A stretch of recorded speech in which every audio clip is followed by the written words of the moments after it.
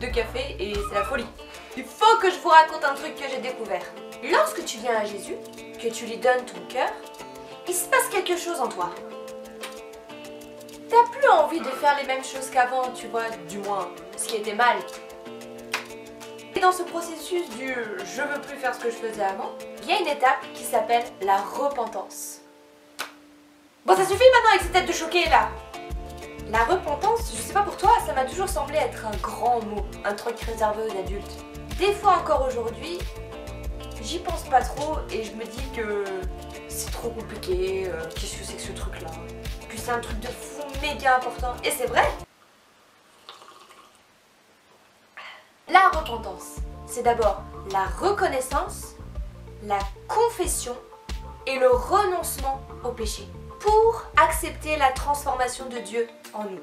Bon, d'abord, numéro 1, la reconnaissance. Tu reconnais que tu as fait des bêtises dans ta vie et que tu es d'accord pour arrêter tout ça. Et tu te dis, il faut que j'arrête de faire n'importe quoi de ma vie. 2, la confession. Il peut être très utile de parler de ces bêtises-là à quelqu'un de confiance. À tes parents par exemple.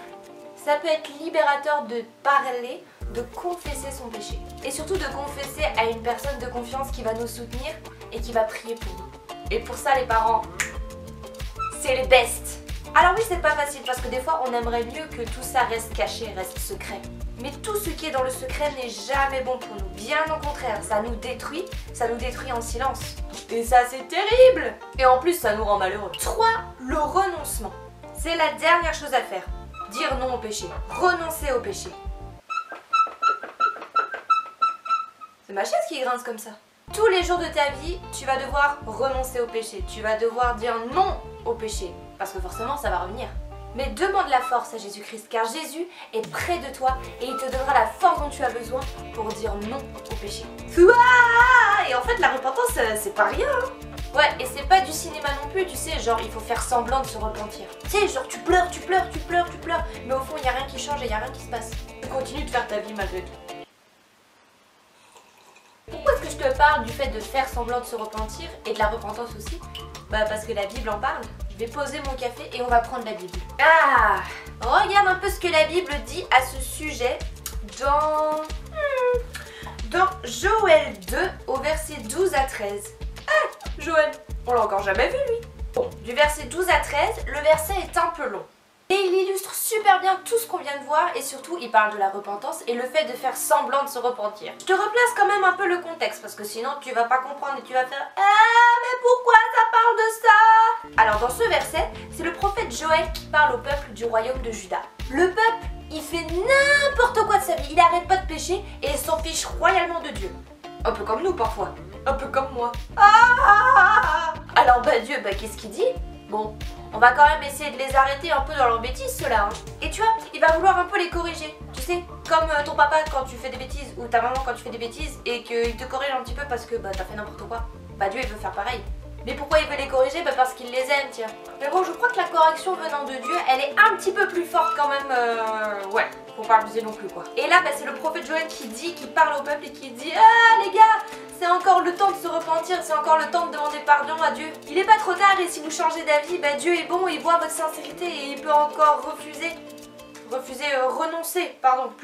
renoncer à la punition. Capito? Donc on va lire Joël 2, versets 12 à 13.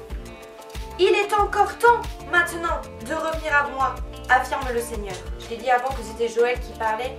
Joël qui parle de la part du Seigneur, mais c'est le Seigneur qui parle. Tu comprends? Tu comprends pas? Je reprends. Il est encore temps maintenant de revenir à moi, affirme le Seigneur. Faites-le de tout votre cœur. Jeûnez, pleurez et suppliez-moi. Il ne suffit pas de déchirer vos vêtements. C'est votre cœur qu'il faut changer. Oui, revenez au Seigneur votre Dieu. Il est bienveillant et compatissant, patient et d'une immense bonté, toujours prêt à renoncer à ses menaces. Et tu vois, en plus, il y a quelques temps, on avait parlé de la compassion de Dieu. C'est fou, non? Et tu vois, il dit bien, il ne suffit pas de déchirer vos vêtements, c'est votre cœur qu'il faut changer. À cette époque-là, quand les Juifs déchiraient leurs vêtements, c'était un signe d'humiliation, en fait. Quand tu te repens, ils s'humiliaient entièrement et ils déchiraient leurs vêtements. C'est chelou un peu. Mais ça c'est juste un geste, tu vois, ils pouvaient bien sûr déchirer leurs vêtements, s'humilier comme ça en mode je déchire ma tunique, mais à l'intérieur, ils s'en fichaient royalement. C'est pour ça que Dieu il dit à ce moment-là, il suffit pas de déchirer vos vêtements, c'est votre cœur qu'il faut changer. C'est-à-dire il faut être sincère, c'est pas du cinoche. Ouais, c'est vraiment pas du cinoche cette affaire. En plus tu vois bien, la première phrase, le verset commence par ça. Il est encore temps maintenant de revenir à moi. Encore aujourd'hui, il est encore temps. Pour toi, pour moi, c'est encore le moment. Il n'est pas trop tard pour faire ce pas de repentance devant Dieu. Mais de le faire de manière sincère, de tout ton cœur. Dieu est là. Il voit tout, il entend tout et il t'attend toi.